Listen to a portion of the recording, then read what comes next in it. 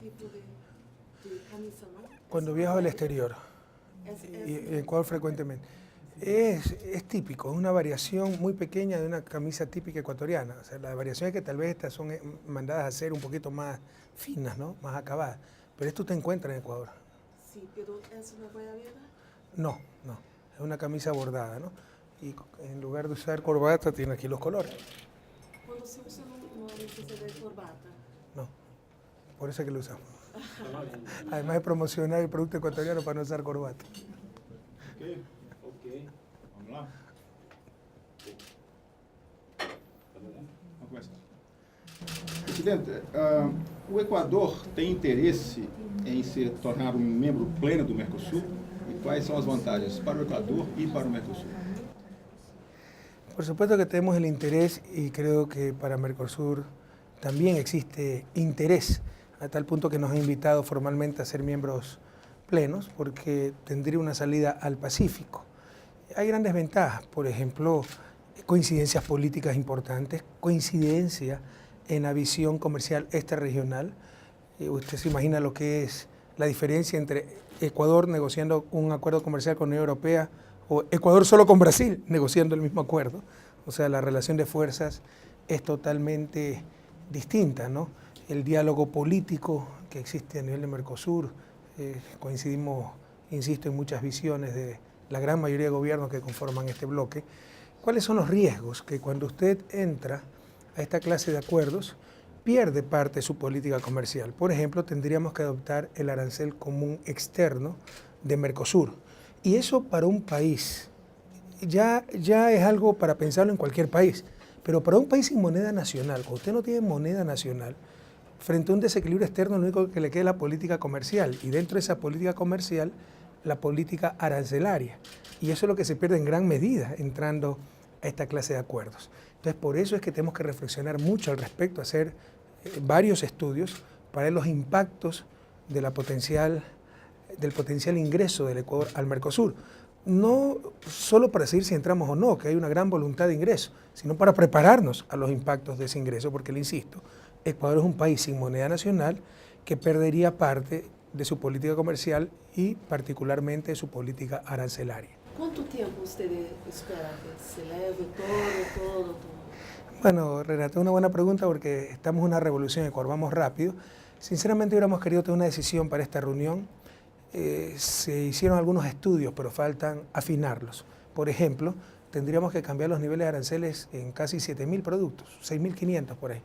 4.000 subir donde no hay tanto problema. Si usted sube arancel, esos ingresos fiscales usted puede compensar de otra manera. Si usted quería, por ejemplo, tener arancel cero para tractores, para el sector agrícola, usted puede compensar de otra manera al sector agrícola. Cuando se sube aranceles no hay mayor problema. Cuando se reducen aranceles hay problema, es pérdida fiscal, ¿no? Y desprotección para el país. Y en cerca de 2.500 productos habría que reducir aranceles. Entonces estamos acabando los estudios de los posibles impactos, sobre todo la reducción de aranceles. O Equador já teve alguns problemas com empresas brasileiras, particularmente no ano de 2008. Depois disso, uma empresa como a Odebrecht voltou a trabalhar no Equador. Os problemas estão superados? Bueno, generalizar es un poco exagerado. Tuvimos problemas, un impasse, si cabe el término, con Odebrecht. Creo que tuvimos toda la razón, a tal punto que Odebrecht reconoció el problema, regresó al Ecuador, reparó la hidroeléctrica que tenía fallas y había sido construida por ella, y por eso ese proyecto incluso estábamos endeudados con el Banco de Desarrollo del Brasil.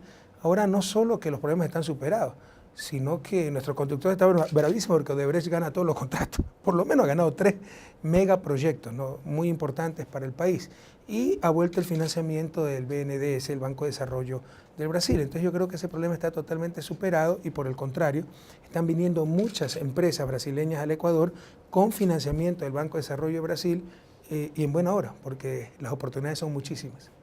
Em que áreas o Equador tem interesse em receber empresas brasileiras? Bueno, las constructoras brasileñas son conocidas a nivel mundial. Odebrecht está participando en megaproyectos de infraestructura. Por ejemplo, tiene ahí un proyecto multipropósito, pero básicamente de control de inundaciones. Me parece que también está en el movimiento de tierra para la nueva refinería. pero nosotros hemos hecho una importantísima reconstrucción vial. La siguiente etapa son nuevas autopistas y superautopistas, la freeway. Entonces ahí también hay un inmenso campo para empresas constructoras brasileñas y del mundo entero y que vengan con financiamiento, porque el problema de un país en desarrollo es la falta de financiamiento. Hay proyectos rentables, pero no se tiene ese financiamiento. Pero existen muchos otros campos en que pueden venir empresas de Brasil y del resto del mundo, porque Ecuador es un país, somos la tercera, el año pasado fuimos la tercera economía que más creció en toda América Latina. Otros campos, tenemos que desarrollar la televisión digital. Hemos escogido el sistema brasileño-japonés. Ahí se requiere transferencia de tecnología, fábrica de los correspondientes transformadores, etcétera, en nuestro país. Entonces, los ámbitos de inversión, las oportunidades son muchísimas. Presidente, usted habla de economía, pero ¿y política? Hay muchas semejanzas entre Ecuador, Venezuela, Bolivia, Brasil, Argentina y Uruguay.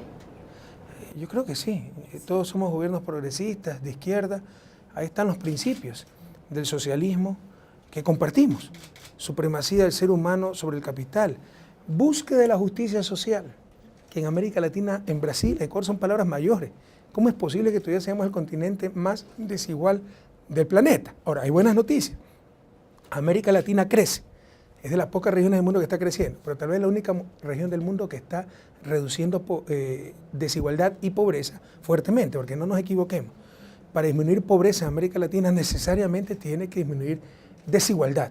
O sea, el factor fundamental para tener pobreza, miseria en nuestro continente es porque ha habido gran desigualdad. Entonces son factores que compartimos con todos los gobiernos progresistas. Pero por supuesto, Brasil no es Venezuela, Venezuela no es Ecuador. Existen matices.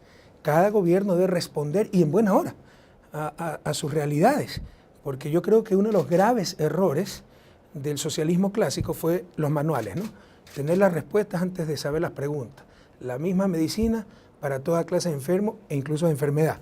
Entonces, qué bueno que hay un socialismo brasileño, un socialismo uruguayo, un socialismo venezolano, un socialismo ecuatoriano.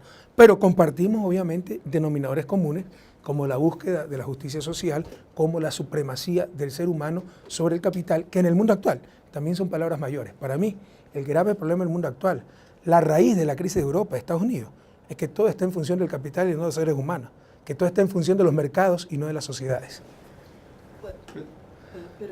Pero usted habla mucho de justicia social y está muy preocupado con los pasos que otros de oposición están a dar.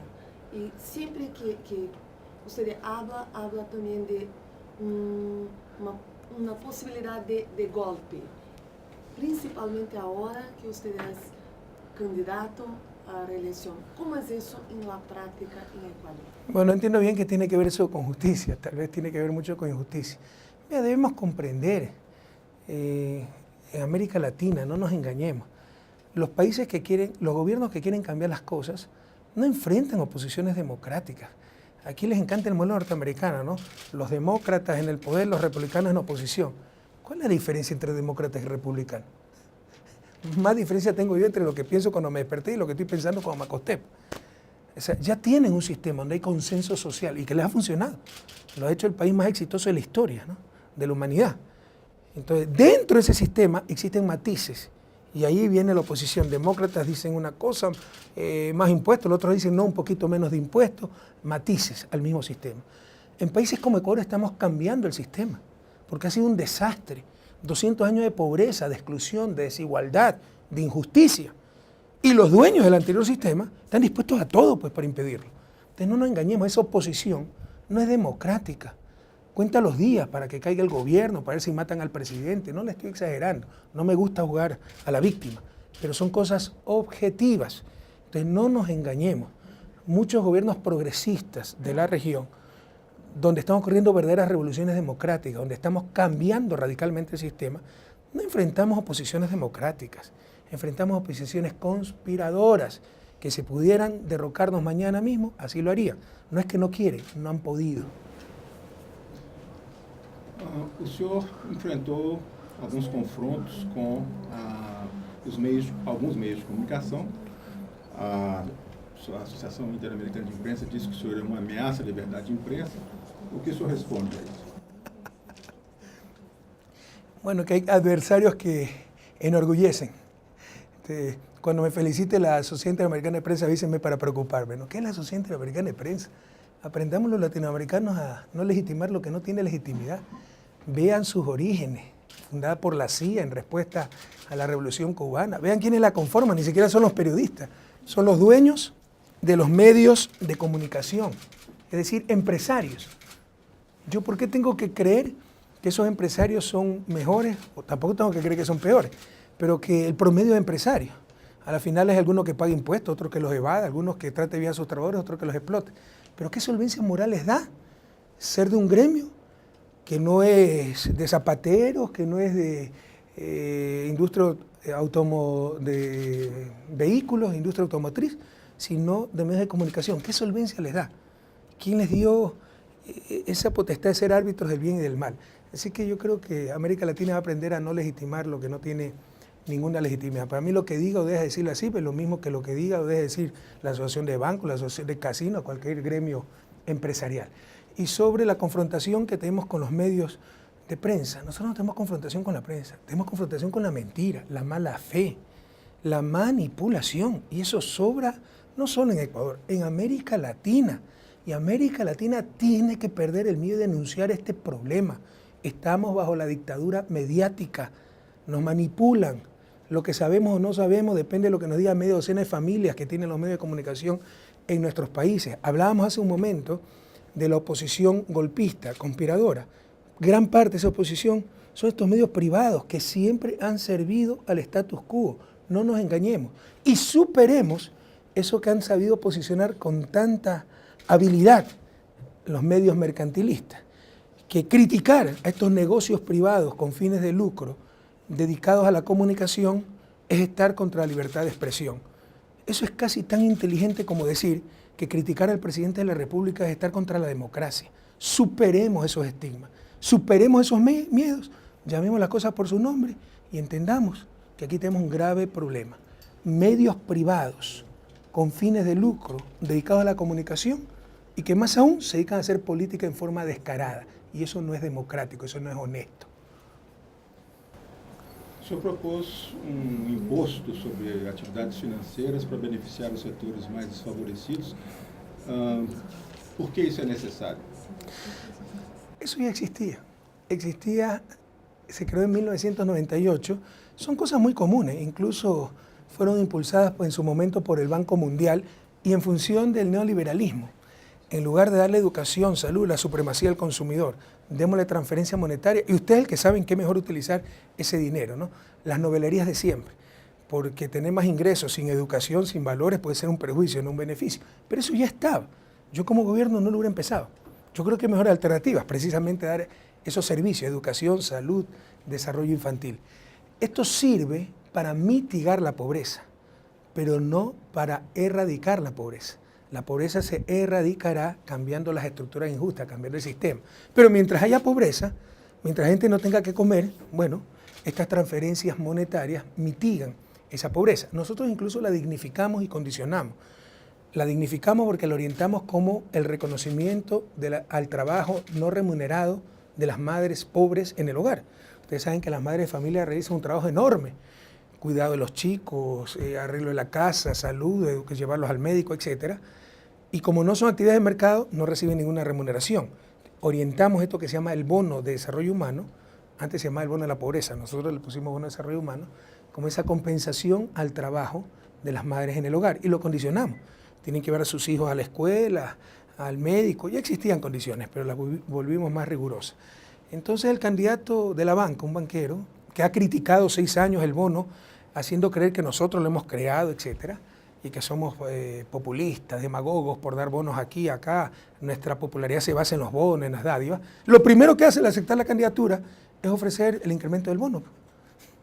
Y demagógicamente dijo que lo iba a financiar reduciendo la publicidad oficial, porque nos acusan de hacer demasiada publicidad. Esa publicidad oficial no pasa en total, con empresas públicas, con todo, creo que está en 12 millones al final se estableció, pero no pasa de 20 millones, cuando el incremento del bono pasaba de $300 millones el costo.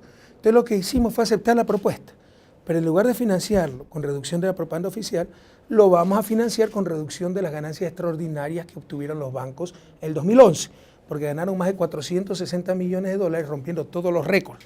Entonces, como en el 99, cuando quebraron, socializaron las pérdidas, la revolución en Ecuador, la nueva época que vive el Ecuador, el cambio de poder en Ecuador, donde ahora sí manda la grande mayoría, significa que ahora se van a socializar las ganancias, así que en base a un proyecto de ley económico urgente, hicimos ciertas reformas para que se traspasen excedentes de la banca para financiar el incremento del bono de desarrollo humano. Vou fazer português. Presidente, como o senhor se define? Porque o senhor enfrenta os grandes, o senhor resolveu dar asilo político para o Assange e fez críticas muito duras naquela ocasião. E o senhor sempre é definido como um homem que não se furta à briga, ao combate. O senhor se vê dessa forma? Mire, Cristina Fernández una vez dijo que por primera vez América Latina está teniendo gobiernos muy parecidos a su gente. Yo creo que represento a nuestros pueblos.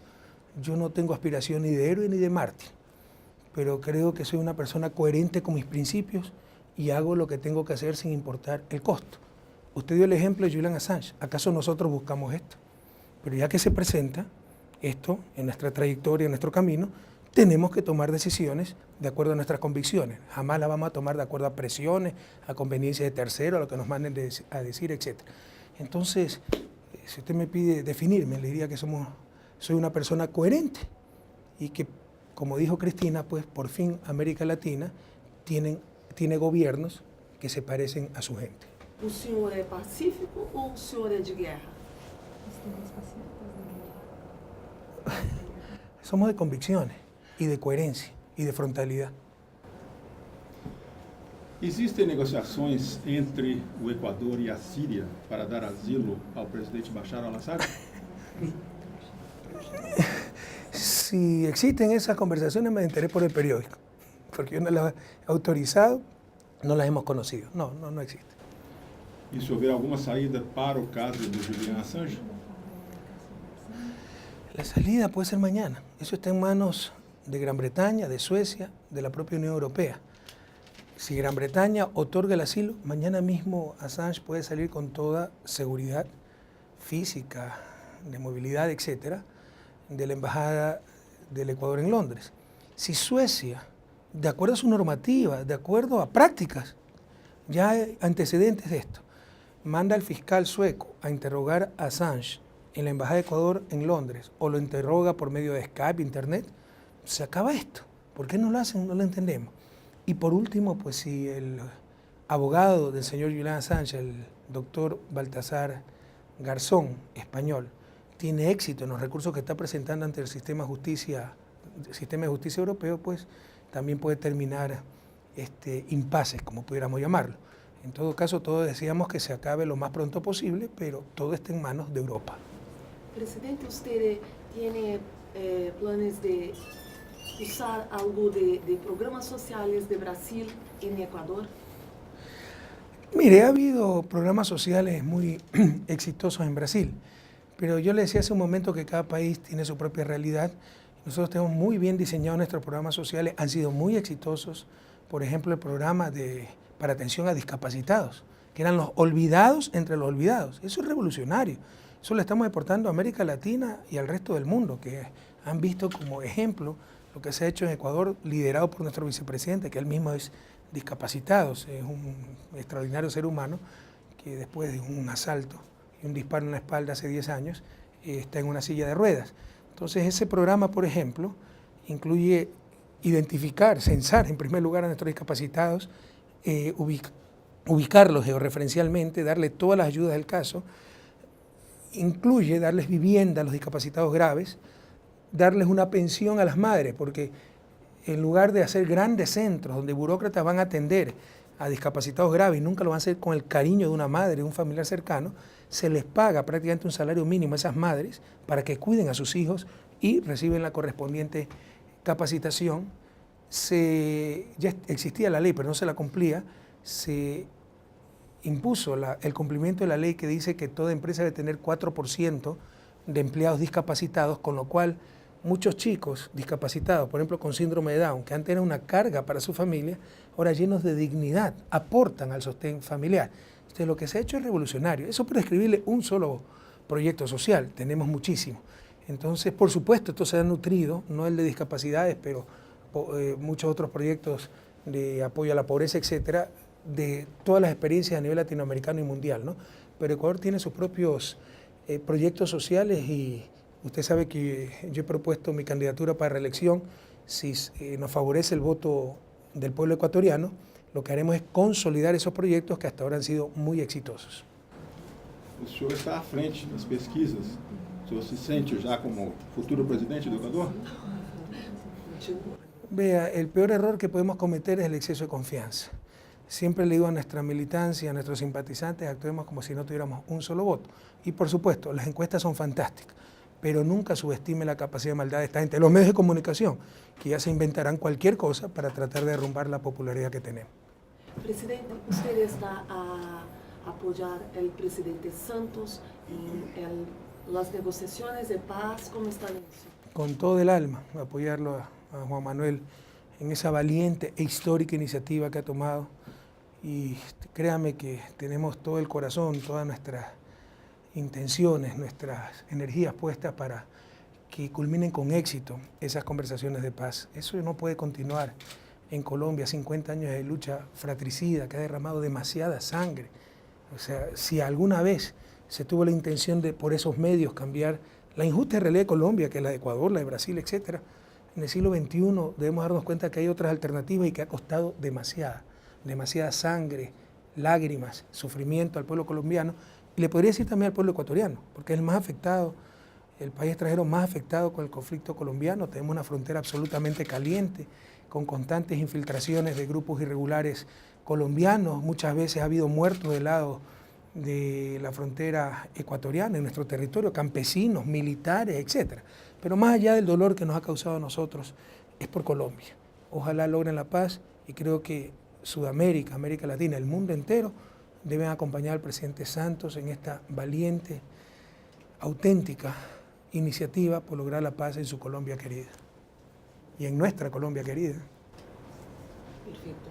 Presidente, ¿usted cree que para Mercosur, UNASUR, todo eso, qué es más importante ahora? ¿Es erradicar la pobreza?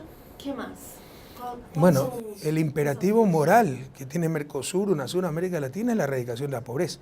Si fuera el imperativo excluyente, debería continuar siendo imperativo. O sea, suponiendo que erradicando la pobreza no se puede hacer nada más, incluso que en principio atentara contra otros objetivos deseables, como el cuidado de la naturaleza, por ejemplo, la famosa discusión de los recursos naturales no renovables y todo aquello. Incluso así, ¿no? El imperativo continuaría siendo la eliminación de la pobreza. Felizmente no debe ser así, es un falso dilema. Por el contrario, así como la riqueza, la opulencia depreda el medio ambiente por el consumo de hidrocarburos, etcétera, ¿verdad? El consumo energético altísimo, la pobreza también, en otra dimensión, pero también. ¿Cómo? Sobreexplotando los suelos, con la expansión de la frontera agrícola y pecuaria, que en el caso ecuatoriano, y creo que en Brasil también, es el principal riesgo de la selva amazónica, la expansión de la frontera agrícola y ganadera. Entonces, para evitar aquello, la gente necesita otras fuentes de ingresos que la pueden dar los recursos naturales no renovables. Usted no puede decirle a una familia pobre, sin ingreso, sin trabajo, que vive al lado de un bosque, no tale el bosque. Tiene que darle alternativas, tiene que sacarlo de la pobreza. Entonces, esto es para decirle que no son objetivos excluyentes la lucha contra la pobreza y el cuidado de la naturaleza. Pero si lo fueran, sigue teniendo prioridad la lucha contra la pobreza, porque lo más importante en la naturaleza, no es lo único importante, pero lo más importante sigue siendo el ser humano. Entonces, para mí es extremadamente claro, se lo hemos dicho así, con esta claridad al pueblo ecuatoriano, el imperativo moral que tiene Ecuador, y con todo respeto, toda nuestra América, es la lucha contra la pobreza. Es una vergüenza que en el siglo XXI, América Latina, que tiene todo para ser la región más próspera del planeta, que nunca debió tener pobreza, tenga pobreza y miseria generalizada. Ese es el imperativo moral de nuestra América. Muito obrigado, presidente. Muito obrigado y muy contento de estar en Brasil.